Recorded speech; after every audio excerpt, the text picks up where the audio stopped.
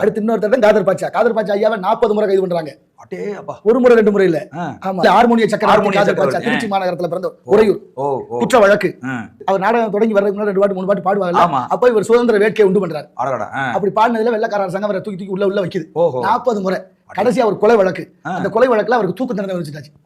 தூக்கு தண்டனையில தூக்கு மேடை கூட்டி அந்த கடைசி ஆசை கேட்கிற வழக்கம் இருக்குல்ல, அந்த கடைசி ஆசை என்னன்னு கேக்குறாங்க. எனக்கு என்னையா இருக்க போகுது, என் மக்களையும் இந்த மண்ணையும் தவிர அந்த ஹார்மோனிய போட்டியை கொடுங்க, நேரம் வாய்ச்சிட்டு வர தூக்கில போடுங்க. கொண்டாந்து கொடுக்குறாங்க. என்ன பாட்டு பாடுன்னு கேட்டா யாருக்கும் தெரியலண்ணா, இதான் ரொம்ப வலிக்குது எனக்கு.